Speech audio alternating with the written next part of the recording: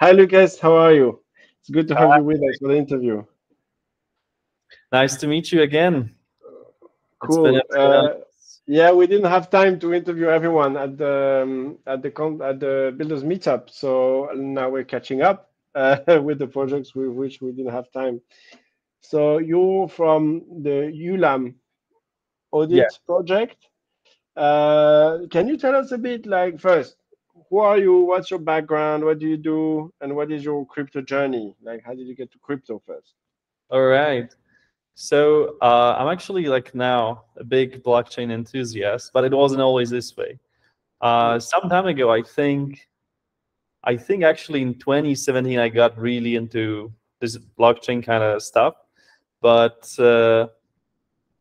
well, I started obviously with Ethereum because it was the really the first place where you could do smart contracts, and that was really exciting to me. I actually got into the whole programming on blockchain thing by hacking on blockchain. There was this Really? little very interesting game called Capture the Ether. I don't think it's live Oh anymore, yeah, I but remember it it. was like, yeah, you get these smart contracts and you have to hack them. And that was so awesome. Like you have to steal the ether that is inside the smart contract. And it was like there was some crazy puzzles there. But yeah, then I got a little bit into cybersecurity, probably because of this actually. And now I'm working on smart contracts at Ulam Labs for the past 3 years. But like, did you already have a background in like computer science or something, or did you just started geeking out and hacking? Yeah, so hacking was my own hobby, Okay, but computer science was the subject I studied at okay, university. okay, Yeah, so a little bit of both, I would okay. say. So perfect. The strong basis. And how did you? So okay, you got to crypto, Ethereum hacking. How did you get to Alephium? Well, it's a longer journey, but we are here, and actually, it wasn't that long ago. As at our company, we've been looking into these different interesting projects. We've seen, like Casper, Aleph Zero. We did some hackathons Mhm. with them, etc. So we're looking into these more interesting, smaller projects. And really, Alephium was one of those innovative, interesting ones that we also just came across. Now that I've seen all of the all of the builders in Greece, I'm much more excited than I was before, even Oh, about the Alephium that's cool. itself. That's cool. Actually, we got even more excited if that's even possible after seeing people in real life. So you also told me that you have been building dexes on other chains. Can you elaborate a bit about that? Oh yeah, totally. So my first project, actually, yeah, my second project, that was at Ulam Labs, was an exchange built on Algorand. And the exchange, you can actually find it. It's called Pact. It's still working, operating to this day. Zero hacks, 20 million TVL. It's doing great. It's doing Mhm. fantastic. And we did a full proper exchange with statistics, farming, everything you could wish for. And then we added concentrated liquidity, but like the stable swap version to Yeah. it. So it's I think it's right now the best cryptocurrency exchange on Algorand. It's a pretty niche blockchain, but we've made some innovations. We've actually helped the foundation to build some additional opcodes into their AVM. That's what they Mhm. call Yeah. Algorand Virtual Machine. We added some opcodes. We helped them get on Ledger. So we did we worked a lot with the foundation itself, actually. Oh, interesting. And but so you built it for someone else, or you built it and operated it? Yeah, no, we built it for our client, the Okay. Okay. exchange, Interesting. the Okay, pact that's cool. exchange. And so Ulam Labs is the company built around you, and you have co-founders and other people in the company. Yeah, so in our company we mostly build software and then do audits. That's Okay. our like main two things, Okay. main two things. So you've always been about auditing at the same time as building, because Coming up. you've always been about auditing at the same time as building. Because I was about to ask you, how did you go from building, like hacking, and then auditing? Which, but in a way, it makes sense, right? Yeah, I suppose it does. But I feel as myself, I'm much more of a builder. I like to design these creative algorithms, uh, create the architecture for the new systems, then audit them. But, well, my track record has been pretty clean with no hacks on my smart contracts. So I'm very happy to have this background in security as well. Actually, I was thinking like it would be an interesting exercise to have like also like these puzzle smart contracts on Alephium, like the Yeah, actually. with a prize. That's actually a cool idea. We Yeah, could talk about that with the DAO or something. I think this is one of the things that would be very cool, and maybe we could get like a lot of people Yeah, interested. yeah. I like it. I like it a lot. Happy. Are you okay that I talk about this idea to the DAO, the Blockflow DAO? Yeah, of course, of course. I would love to see this idea come to life. Yeah, I think they'll like it. That's great. Like so, so can you? So I don't know if you can, but I'm gonna ask the questions, but you can just say no. I can't talk about that. But how many? So you've come to you announced that you were auditing projects on Alephium like a couple of months ago or something. Yes. Can you tell us like if how many projects have you, are you, will you be auditing since?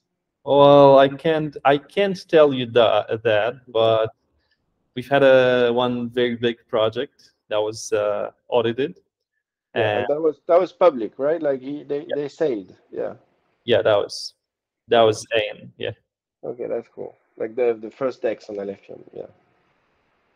Yeah, And yeah, then it's pretty big. And well, if you've seen the roadmap and the yeah, blog post on Medium, yeah. yeah, there's some excellent things coming in the future as well. Okay, And I that's was excited to be a part of it. how so Sure. how do you conceive of your relationship with client as auditing? Because like auditing in the crypto space has always been a complicated space, like we've seen recently, with Certic and things like this. So you see your responsibility over time, I guess.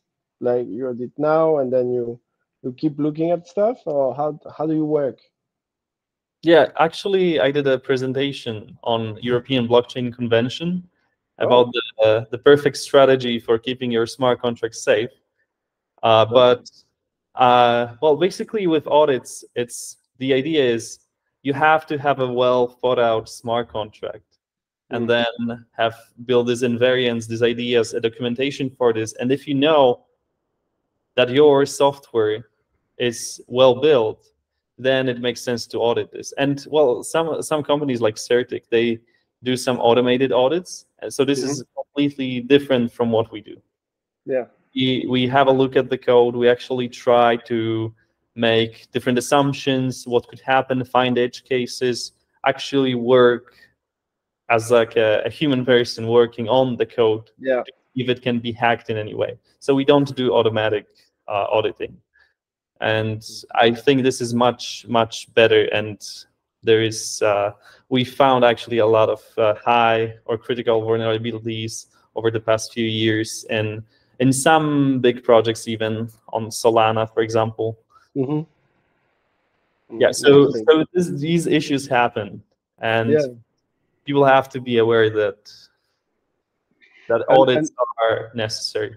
and in audits, do you focus on the technical, or do you also focus on like economic attacks, for example? Yeah, well, it depends, because some economical attacks, I guess you could describe in a paper, a Hmm. well-researched paper, and only then you can see that it is actually possible. Hmm. So, so I think it's in this case we focus mostly on the technical aspect. Okay, okay, okay. There is of course some obvious or well-documented economical attacks that we are aware of, but recently, for example, with Oracle manipulation and swaps, there Hmm. came out a few papers, and you can see that these things have not been obvious, and well, they actually require the paper to find out. Yeah, I was thinking about the Kyber swap attack. You remember, with manipulation of the liquidity in a very tight range. And I don't know, like I was just wondering if you look at this, but like it's really interesting. And like, for you as an auditor, is there a real difference between auditing, like, let's say, a DEX and a gaming protocol, or is it all the same to you?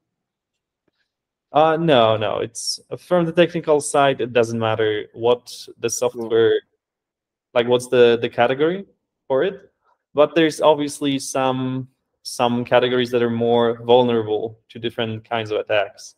So basically, the more complex your app is, the more attack surface there is, and the more documentation you have, then the easier it is to make sure that everything works as it's supposed to.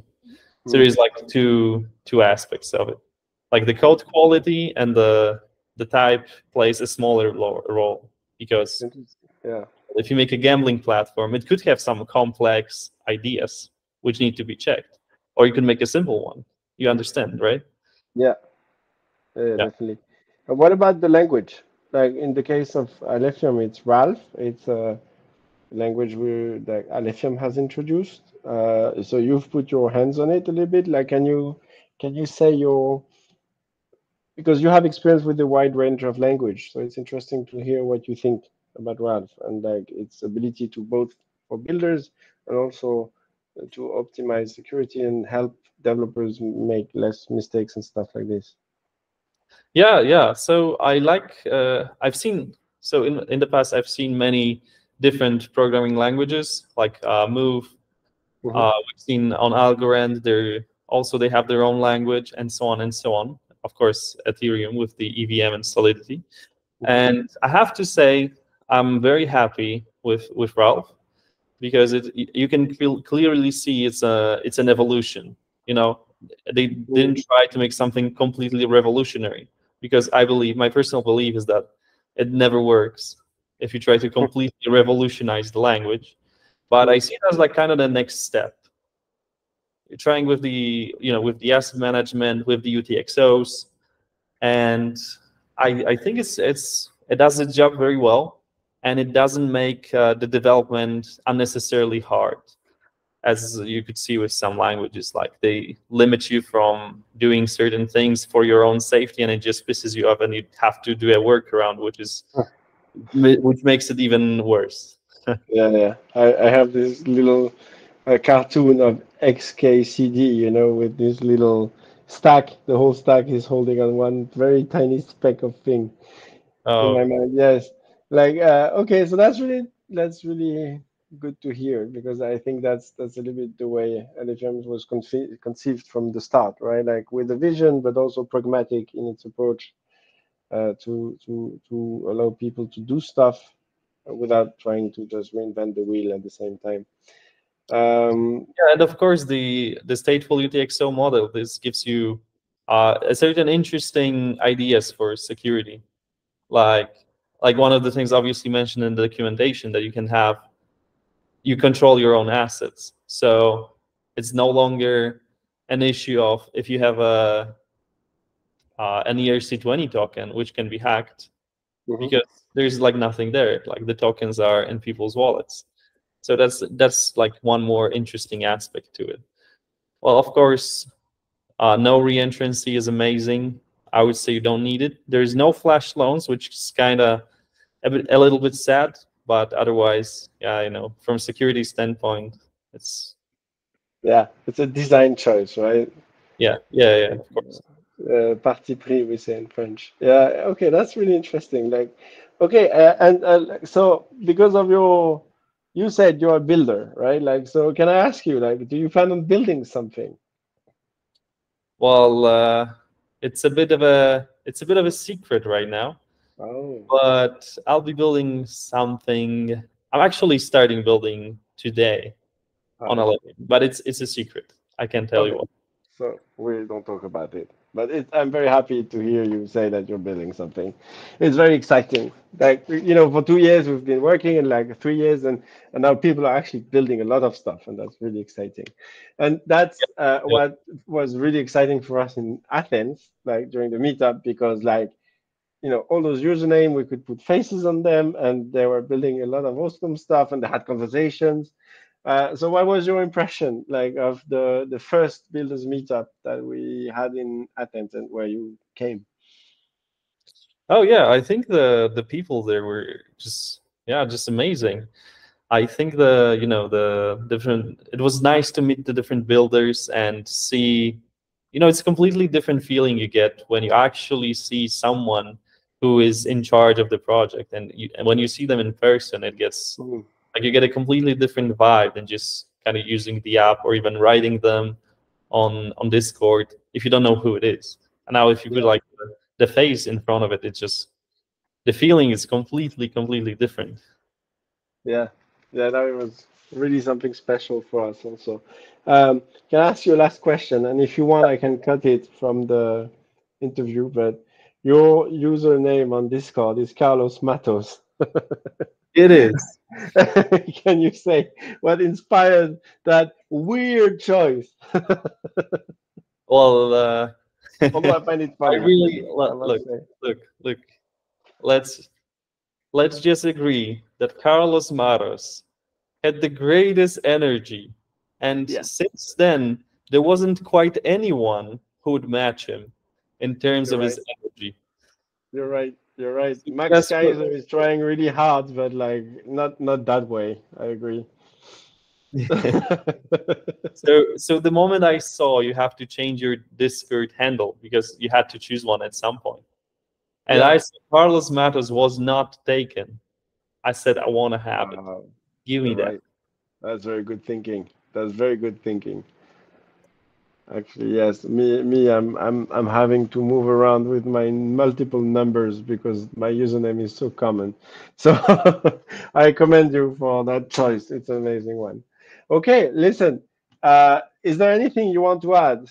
A surprise, like some item on your roadmap that you feel you haven't talked about, or we'll be wrapping this up for today? Well, if you need audits, I know a great place to find them. And well, I'm really looking forward for the project that I'm working on right now, and it will be very exciting for everyone on Alephium.